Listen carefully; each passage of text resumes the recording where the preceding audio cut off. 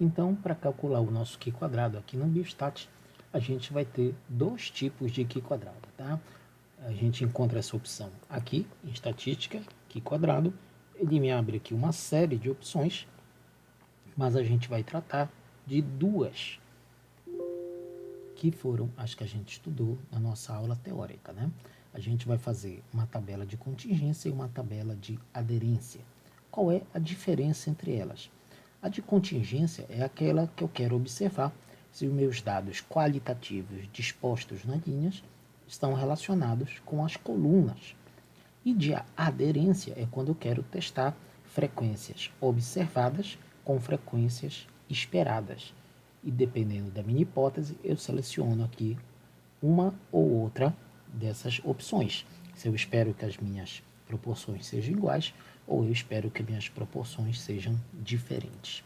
De onde eu peguei esses dados aqui? Eu inventei, tá?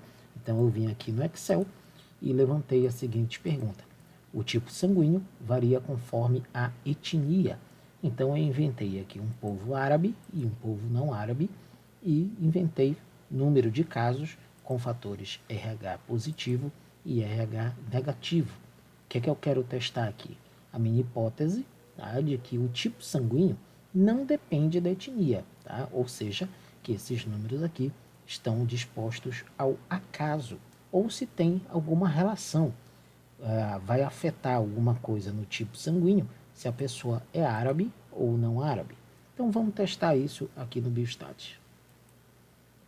Eu venho aqui na minha opção, vou, por enquanto usar só esse conjunto de dados, até porque normalmente os exemplos que a gente tem nos livros é de colunas, tabelas de contingência do tipo 2 por 2, ou seja, duas linhas por duas colunas. E para isso eu venho aqui em estatística, aqui embaixo meu Q quadrado e tabelas de contingência, linha vezes coluna. Eu quero testar a relação das minhas linhas com as minhas colunas. Clico, vou selecionar aqui meus fatores que eu estou querendo testar e clico em executar. Então vê que aqui ele me apresenta os resultados, onde é que eu tenho que olhar aqui o meu valor de Q quadrado, isso já vai para o meu texto, meus graus de liberdade, eu ensinei como ele chega aqui, né? Tem uma fórmula que considera o número de linhas com o número de colunas, aí chega ao valor 1, e ele me dá o meu valor de P, 0,42, bem acima de 0,05. Ou seja, voltar aqui no PowerPoint para demonstrar, lembra como é que funciona, né? Se o nosso P é maior do que 0,05, que é o caso, não há associação entre os meus grupos. Ou seja, esses valores de fator RH não estão relacionados com a pessoa ser árabe ou não árabe. Isso aqui está selecionado ao acaso. Tá? Tem uma opção gráfica aqui. Acho que é um gráfico como repetindo, né? Aqui no Biostat eu não gosto muito dessas opções gráficas. Ele está me dando apenas os valores vistos na tabela. E isso não mostra muita coisa, na verdade, tá? Prefiro gráficos de outro local, de outro tipo. Agora, como eu disse para vocês, a maioria dos exemplos é feito em tabela 2 por 2. Tem problema eu fazer tabelas maiores? Não, claro que não. Inclusive eu vou usar aqui como exemplo, olha, eu criei mais uma categoria para mostrar esse teste para vocês. Então eu faço Ctrl C, voltar aqui, Ctrl V. Então eu realizo o meu Q quadrado da mesma maneira. Venho em estatística, Q quadrado, tabela de contingência. Continuo pegando aqui o meu fator RH positivo, o meu RH negativo. E executo a estatística. Vê que o resultado é parecido, certo? Q quadrado, me deu aqui o valor. Ele mudou o grau de liberdade, porque agora é 2, porque eu tenho uma tabela do tipo 3 por 2, ou seja, jogar isso lá na fórmula, encontra um grau de liberdade de 2, tá? E me dá o meu valor de P, continua acima de 0,05, ou seja, demonstrando de novo que não há relação entre esses dados da pessoa ser de alguma etnia diferente e o RH ser positivo ou negativo. independe ela ser árabe, não árabe ou mestiço, isso não afeta o fator RH, tá? Agora vamos ver esse outro tipo de dados aqui, tá? Vou descer aqui para mostrar. Eu levantei a seguinte pergunta. Vou usar o exemplo daquele do Mendel, daquela planilha que eu mostrei nas nossas aulas teóricas.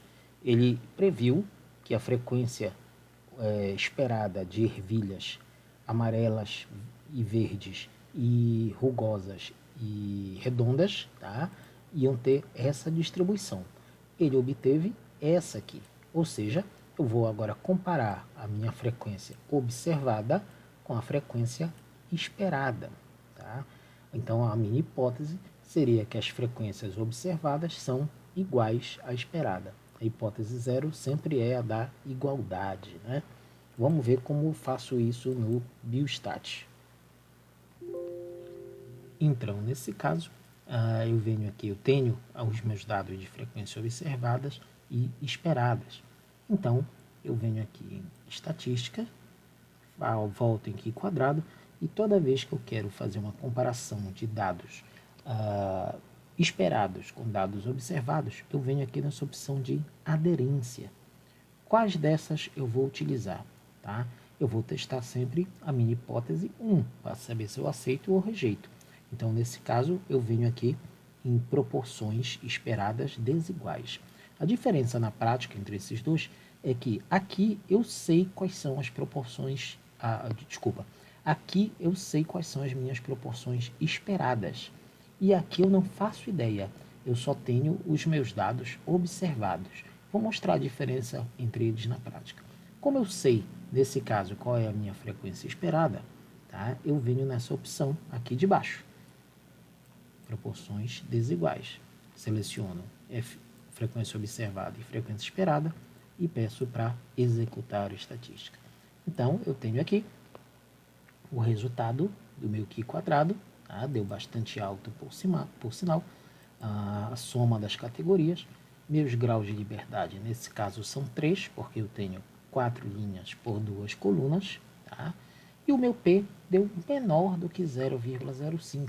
Ou seja, nesse caso aqui, vamos voltar aqui para ver, quando eu tenho essa situação, significa que as frequências observadas são diferentes das esperadas, tá? Ou seja, os grupos estão associados. Então, o fato dela ser amarela rugosa, amarela redonda, verde rugosa e verde redonda, tá? Vai afetar os resultados aqui, significando que esses resultados não são ao acaso. Essas frequências observadas, tá? Esses números aqui, dependem realmente do tipo de ervilha que a gente está falando. Não é uma distribuição ao acaso. A outra situação é quando eu não conheço a minha frequência esperada. Tá? Então, vamos imaginar que eu não tenho isso aqui, eu só tenho os dados que foram observados.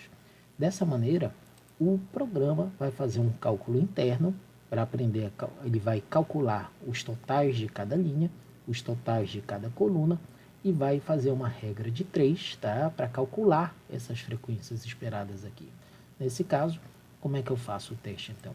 Eu venho em estatística, Q quadrado, aderência de novo, só que agora eu testo a igualdade, tá?